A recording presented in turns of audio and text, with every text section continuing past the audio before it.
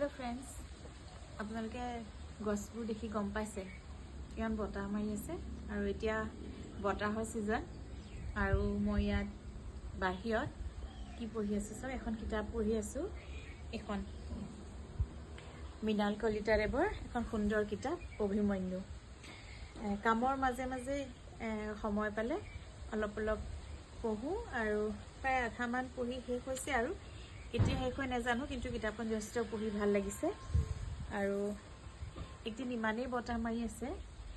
বতাহত আজি দুদিন মান আগতে ইমান বতাহ মাৰিছিলে নহয় মই কি হ'ল আপোনালোকক দেখাম দেই এয়া চাওকচোন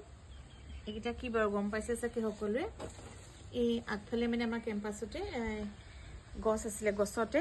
বহুত চৰাই বাহ আছিলে আৰু চৰাই বাহকেইটা তলত পৰি গ'ল কিন্তু চৰাই বা ইয়াত চৰাই কণী একো নাছিলে কিন্তু এটা চাই ইমান ভাল লাগিছে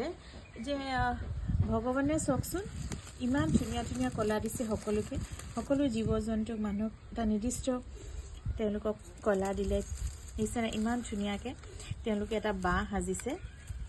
এই বাহটো চাওক ইতিমধ্যে পোৱালি ছোৱালী উলিয়াই নিলে কিন্তু ইয়াতে তেওঁলোকৰ বিস্তাসমূহ ইয়াতে আছে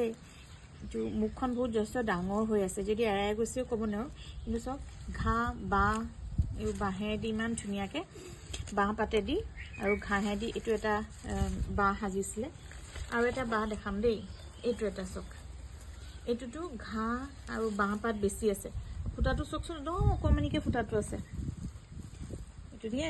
পোৱালি নাই কিন্তু ইয়াতে পৰি থাকোঁতেও পোৱালি ছোৱালী বা কণী চণী একো নাছিলে আৰু এটা বাঁহ এইটো এটা বাঁহ চাওক এইটো বেছিভাগ খেৰেদি বনোৱা খেৰ আৰু বাঁহেদি আপোনালোকে কি চৰাই বাঁহ ধৰিব পাৰিছেনে বাৰু যদি পাৰিছে আপোনালোকে কমেণ্টত লিখিবচোন চাওকচোন তিনিটা বেলেগ বেলেগ বাঁহ আজি 3 দিনৰ পৰা মই সাজি থৈছোঁ ভিডিঅ' বনাম আপোনালোকক দেখাম বুলি আজি অকণমান সময় পেলাই দেখালোঁ নহ'লে এইকেইটা মানে নাইকিয়া হৈ যাবগৈ মানে এৰাই গৈছে যিহেতু আমি এনেধৰণে কেতিয়াও সাজিবই নোৱাৰোঁ চৰাইসকলে চাওকচোন অকল ঠোঁটটোৱে দিয়ে ইমান ধুনীয়াকৈ বাঁহ সাজিলে আৰু এইকেইটা তলত বতাহত পৰি থকা দেখি মই আনি পেলাই থৈ দিছোঁ আৰু স্কুলত থৈ দিম বুলি ভাবিছোঁ স্কুলত কেতিয়াবা ছাত্ৰ ছাত্ৰীসকলে চাব পাব আৰু আমি তেওঁলোকক কেতিয়াবা দেখুৱাব পাৰিম যে চৰাই চিৰিকটিয়ে কেনেধৰণে বাঁহ সাজে তেওঁলোকে কি কি বস্তু তেওঁলোকে ব্যৱহাৰ কৰে যেনে ধৰক বাঁহ পাত খেৰ ঘাঁহ এইবোৰ তেওঁলোকক আমি নিজ চকুৰে তেওঁলোকে চাব পাৰিব যে চৰাই বাঁহসমূহ কেনেকৈ তেওঁলোকে